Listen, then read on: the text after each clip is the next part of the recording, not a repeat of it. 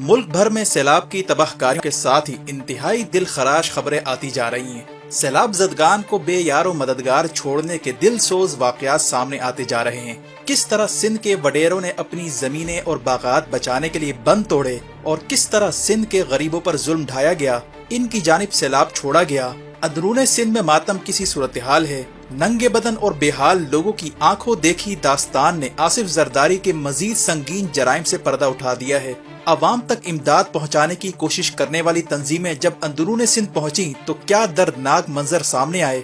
सिंध के मुतासरीन वुज़रा के खून के प्यासे क्यों हो गए हैं। एजेंसियों ने कौन सी भयानक रिपोर्ट शहबाज शरीफ को पहुंचाई थी, जिसके बाद शहबाज शरीफ को दौराए सिंध में इंतहाई मोहतात रहने का कहा गया था। श्रीलंका वाली सिचुएशन अंदरूने सिंध में क्यों बनती जा रही है। मीडिया पर कौन सा प्रेशर है, असल खबर को क्यों छुपाया जा रहा है।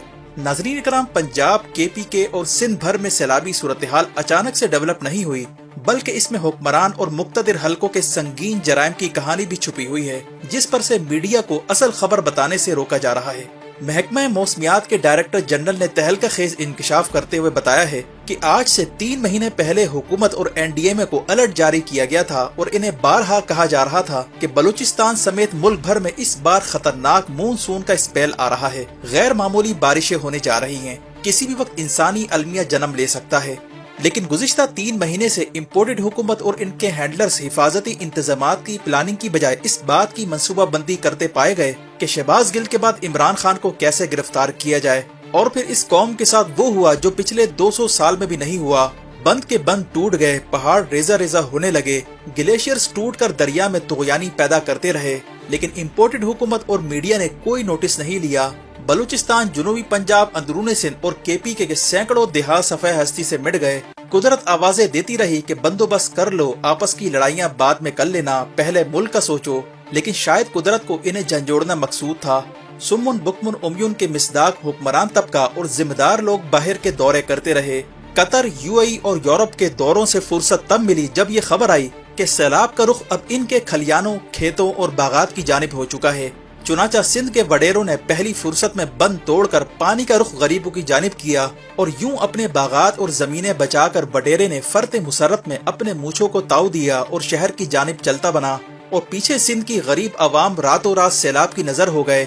इनके खानदान उजड़ गए, लाखों मवेशी सैलाब में बह गए। दरियाए सिंध में खवातीन, बच्चों और बुजुर्गों की बहती लाशें जब सक्खर और गुड्डू बैराज तक पहुंची तो लोगों को इल्म हुआ कि अंदरूने सिंध में कितनी बड़ी क़यामत टूट पड़ी है और किस तरह सिंध के वडेरों और पीपल्स पार्टी के वजीरों ने मिलकर गरीब अवाम की बल्ली चढ़ाकर इस सैलाब को रोकने की कोशिश की।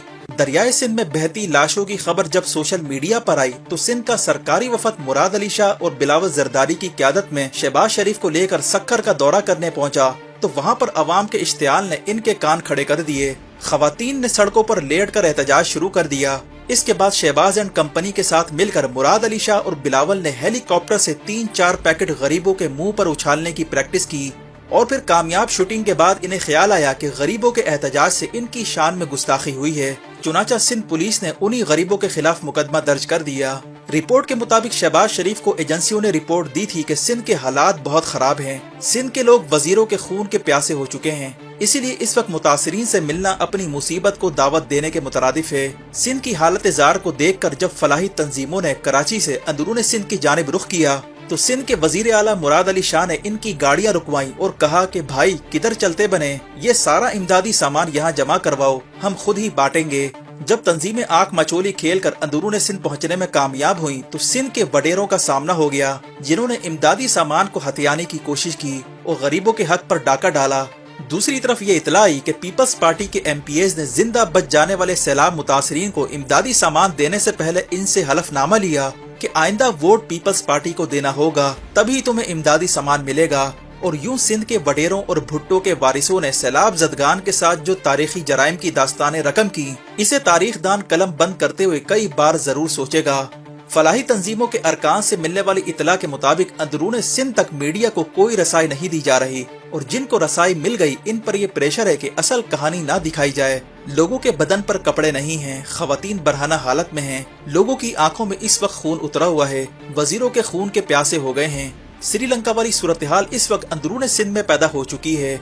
اسی لیے سندھ حکومت کے وزراء وہاں جانے سے اس لیے گھبرا رہے ہیں کہ کہیں سیلاب متاثرین ان کے اگلے پچھلے حساب چکتا نہ کر دیں۔ انہیں بتایا گیا کہ اپنی جان پیاری ہے تو اندرون سندھ کا رخ نہ کریں۔ یہی صورتحال بلوچستان کی بھی ہے، جہاں عین موقع پر سردار فرار ہو چکے ہیں۔ صورتحال مکمل طور پر فلاحی تنظیموں اور فوج کے رحم و کرم پر ہے۔ پاک فوج کے رضاکار اور فلاحی تنظیمیں اس وقت سیلاب زدگان کے لیے امید کی کرن بن چکے ہیں۔